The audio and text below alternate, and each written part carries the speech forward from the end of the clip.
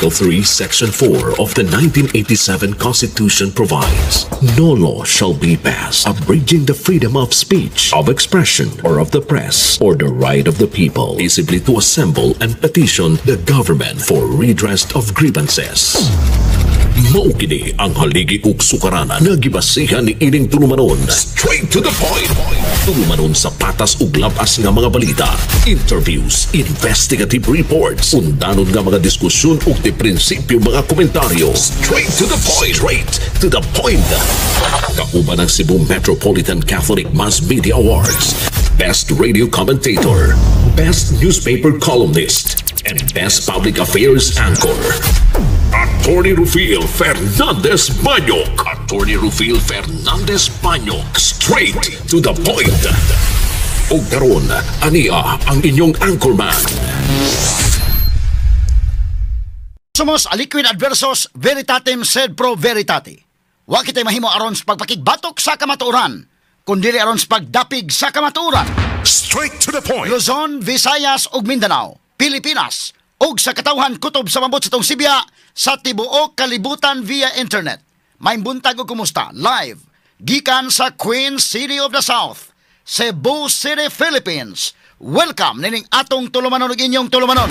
Straight to the point. Kiniga po niyo po sa kalagad sa kahanginan sa kasamang Rufil Fernandez Banyok. May pa rin makikuban kaninyo nining laing adlaw sa atong pagpakigbisog. Adlaw karamay ka lang nga Biyernes Pizza 31 na. Buwan sa Enero tuig 2025. Straight to the point. Sa gihapon, hatagan tagpagtagad ang mga issues nga may labot ang lungsod. Nagbagang mga expose, nagunang mga reports. Dinhilamang gihapon mga higala sa atong pagban-uban, nining atong tulumanon ug inyong tulumanon. Straight to the point.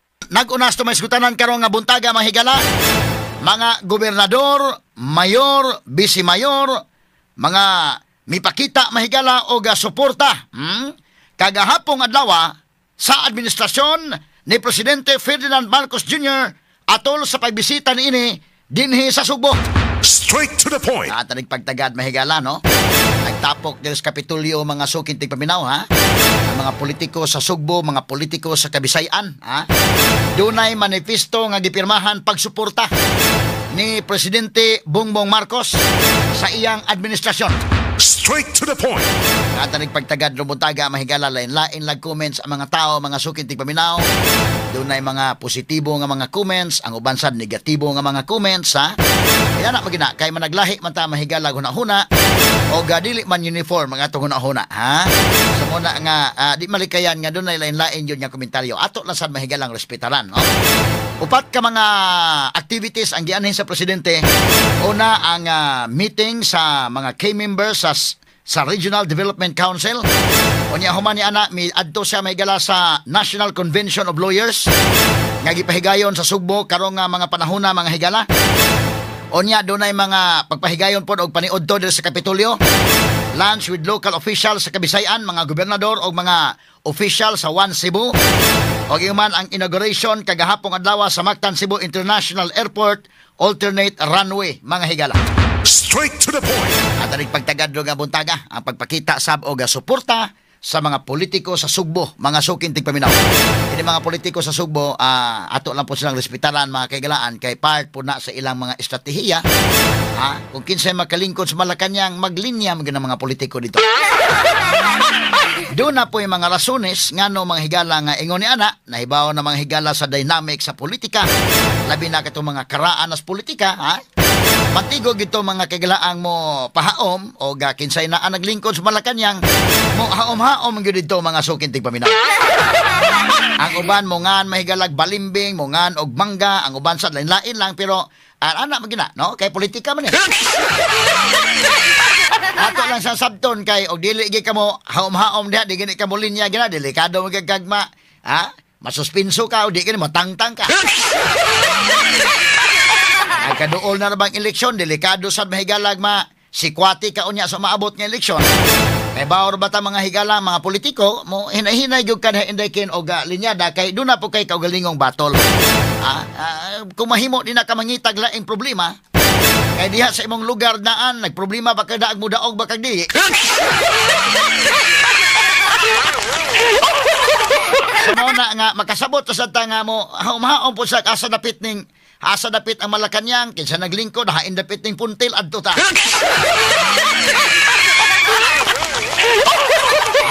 pagtagad mahigala. So muna nga, og maghisgot ang prinsipyo, adunay kalainan gyud gamay, ha? Og dili mangali dako. Atong pagtagad lubong taga sa banuban usab nining atong tulumanon inyong tulumanon. Straight to the point. Kay kinini ang politika mahigala, bida, di gana malalim sad mga kahigalaan. Sa pikas bahin ni ay manag-uyab, sus mga bata pa man ni oy. Grade 7 o grade 11.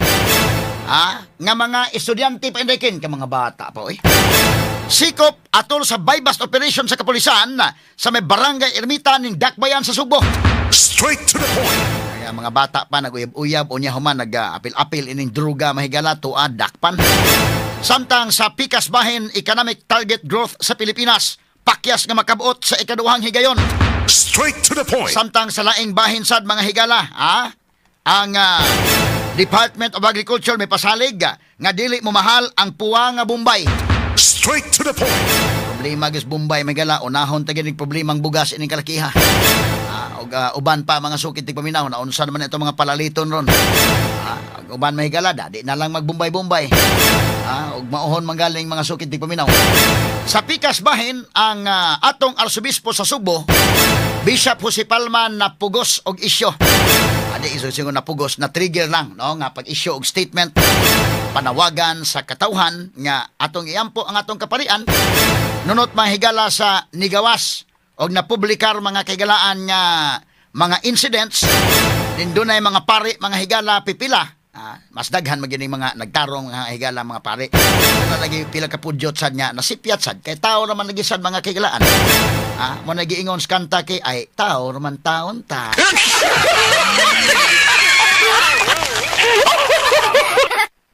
82 ka mga pari sa tibok Pilipinas kini.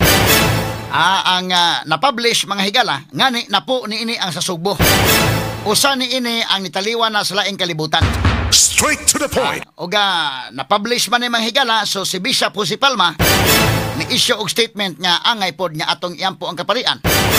So mo nay panawagan ngadto sa katawhan mga sukid tig paminaw nga ang mga pari labi na mga higala og arika sa mga parokya, sila mo'y leader mga higala diha sa parokya, pero kana nga mga leaders kinahanglan po nagpag-ampo sa mga members kay di man na mahimo sad mga higala nga kuan no. Sila mo ay mo appear din nga maoy mag-lead sa simbahan, pero kinini ang kinahanglan pod ang publiko, kinahanglan pod ang mga parokyano nga mag-ampo sad para nila. Maura po na sa ato mga pastor nga mga higala. No, with due respect mga higala sa tinuhan kanang inyong mga pastors din tao ra sa sila. While nag-ampo na sa ilang panon, pero kana sad sila mga higala do na poy kinini ang mga kaugalingon pod nga mga problema nga angay sang iampo. Diba? Approve ka Inday RV? Okay ra ka? Kana mga pari o kana mga pastor, mga leaders na sila sa ilang mga religious nga mga organizations, mga leaders sa simbahan, pero nag-ampo sa katawhan nila sa ilang panon, pero angay po silang iampo. Kay doon naman po mga higalay, mga pagsulay. Labi na kuno kay og palabig yung kag paduol sa Ginoo, daghan kuno tentasyon og samot. Una nga matod pang kisos minya kining ato mo paduol ta niyang palayo sa usahay.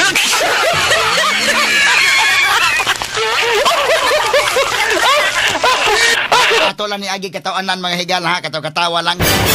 Mo kuno giingon pod inday amo tinuod ba kanay nga the more kuno nga kuanday magpaduol kas Ginoo gyud nya kuan gyud kag mayo mudaghan pod ang mga tentasyon, mudaghan pod ang mga magkuan nimo kana bang kuan gyud ka ba nga tintalon ka nga masipyat ka sa imong kinabuhi. So kakuyaw sa deno mo na muhugot gyud kag pag-ampo sad musamot kag kahugot yung pag-ampo. Muna nga ang uban sad moingon pod nga mo paduol tam nya mo pahinahinay pud palayo panagsa paduol panagsa.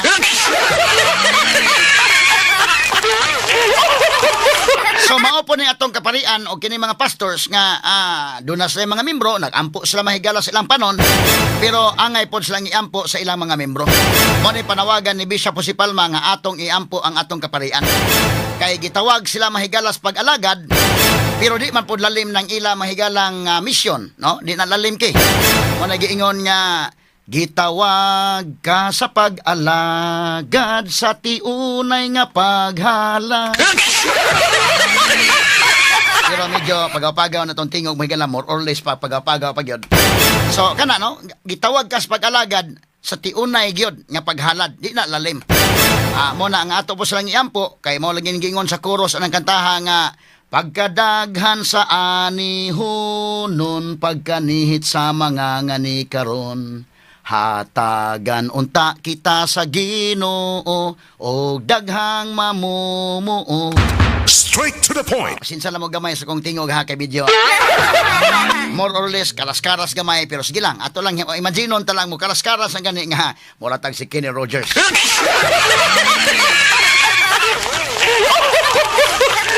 Ini kang king nga tingog Bon Jovi mo gani iya. Pero tinuod bitaw kana siya nga kuan mga higala kana nga kanta nindot ba na no nga daghan ang anihonon nihit ang mga ngani. Mo na ngato mga higalang iyampo nga musubay sa tarong daan o mahasubay kanunay o katagan ta mahigala og dugang pang mga ngani kay daghan man ang anihonon. Kini kuman pang masgutanan niyo mabati exclusive over DYHP RMN Cebu 612 sa dial sa inyong mga radyo sa 93.9 IFM. Nasa pikas bahin mga kaigalan, tagag pagtagad ning atong dugang mga isgutanan karon. Daghan mata may galag mga reports nga atong hatagag pagtagad na po yung mga virals kung gusto ninyong virals. Kompleto man ta mahigala mga virals no kay di naman ni pangtigom naman ni dire. Si Gerald mo na nagtigom sa tanang mga virals. Nya katong mga virals nga mga green virals po di na gipangtigom nang kay.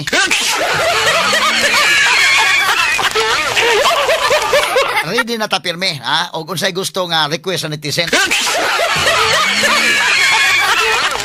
So, naman lang na o request ko ni netizen nga mag-virals, nanarta na yun, ha? Pero samtang di pa, mag-discuss sa tagamay kinibisita man rin sa PBBM gahapon si President Bongbong Marcos sa Sugbo. Atol pong isgutan, kinibisita gud Sugbo. Ang naman lang sa mahigala nga kuan gahapon na ba, nibisita sa Petin Trafika na ba? Onya, kanana ang giuna po na to San Fernando kay medyo mas interesado mang mga tao sa kuan. Kini ang matawag nato mga higalag kini ang paghitabo sa San Fernando kuno sa pagbisita ni BBM. So okay, so mo ni mahigala no. Dunay upat ka mga hinungdan nga no ni bisita mahigala sa Presidente Bongbong Marcos kagahapon. Dunay meeting sa RDC Regional Development Council dinhi sa Region 7. Onya doon na mahigalay 20th National Convention of Lawyers diri sa Waterfront Hotel. Wa ta ka-apil ining Convention of Lawyers karon kani adto mahigala mao gini akong apilan kay aron ritso na sad mahigala sa MCLA. Pero ni adtong milabayng tuig naka-apil man may si Attorney Flaviano Bubitia sa MCLA.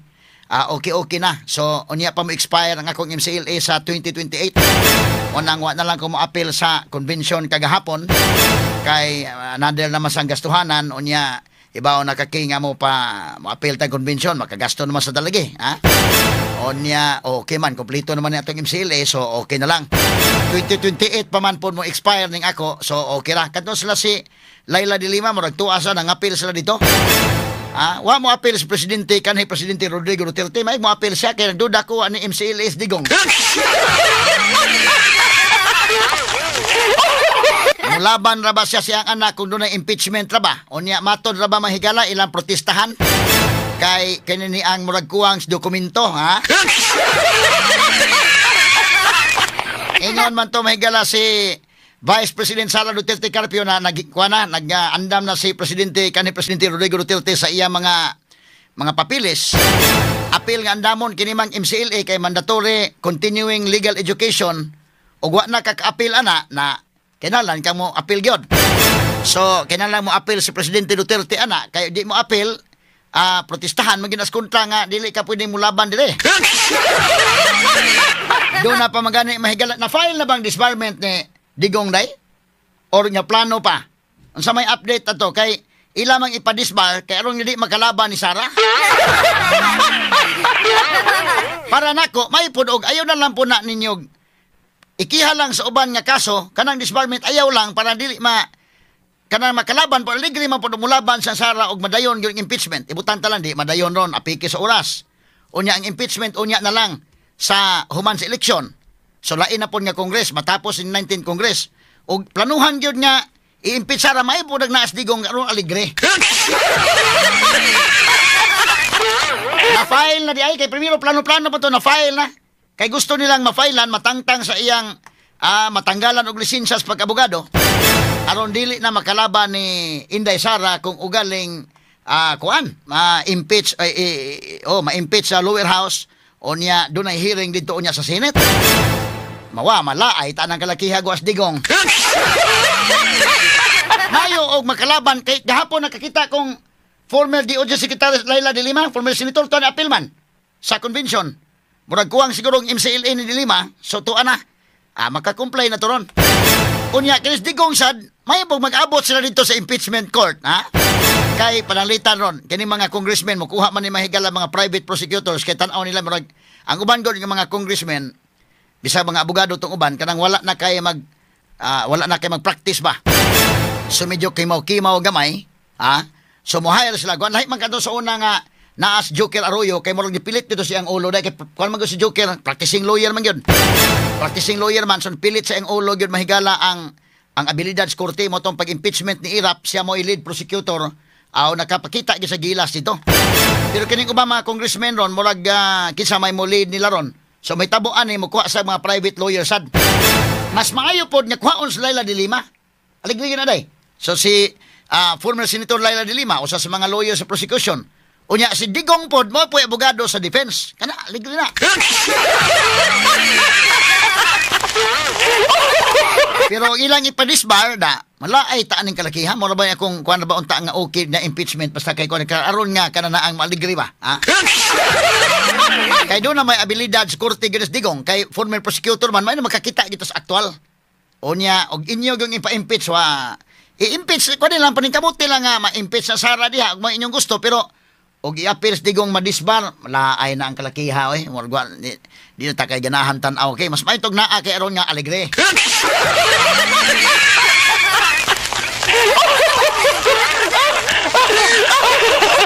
So gahapon daghan-daghan ni nangapil dito nga kuan kuan ning kamot ni maka-appeal kay murag wa ma-renew tong ilang MCLA siguro da.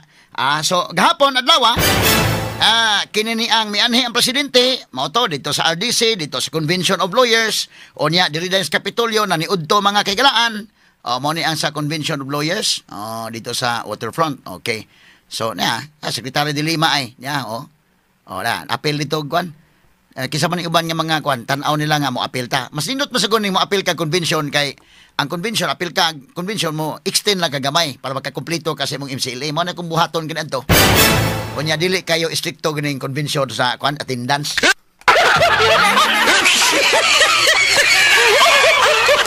Kanang MCLA nga purely kuan gyud pure MCLA bida so kina naasa sa tubangan sa Secretary de Lima kinsa man ning uban nga isa man yang tapa day nga kwan didto sa tubangan nang apel mga higala sa 20th National Convention sa mga lawyers. So dito si BBM siya mo usas mga ni speak dito mga kagalaan do na sa kwan dito.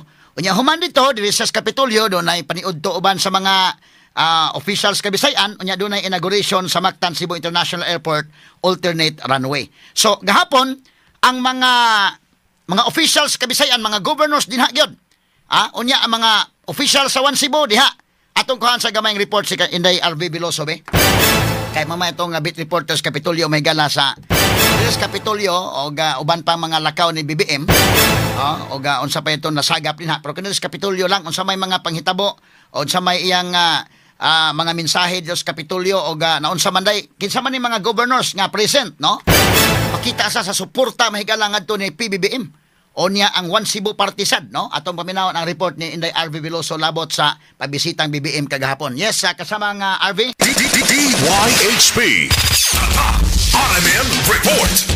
Yes, kasama ang Attorney Rufil. Okay. Alay ko murag kuan gamay ang microphone. Okay, kana. Go. Yes, kasama Attorney Rufil, gibisita usab ni Presidente Ferdinand Marcos Jr. ang luncheon no nga gipahigayon diha sa Cebu Provincial Capital. Din gitambungan kini og moabot sa 11 ka mga governor Cebu Governor Gwendolyn Garcia. Kuan Cebu gamay day RB kay imong naong na kuan. Kana okay. Sige, go. Okay. Moabot sa 11 ka mga governors ni kasama Attorney Rufil ang misalmot o kung mitambong o mihatag sa ilahang suporta ngadto ni PBBM kasama Attorney Rufil. Naguna na niini si Cebu Governor Gwendolyn Garcia, si Governor Jose Enrique Miraflores sa Aklan, Governor JC Raman Navas sa Guimaras, Governor Erico Aristotol Aumentado sa Bohol, Governor Eugenio Jose Lacson sa Negros Occidental, Governor Manuel Sagarbarria sa Negros Oriental, Governor Jake Vincent Villa sa Siquijor, Governor Ben Everdones sa Eastern Samar, Governor Jericho Petilla sa Leyte, si Governor Shari Antan sa Samar, o si Governor Damian Mercado sa Southern Leyte.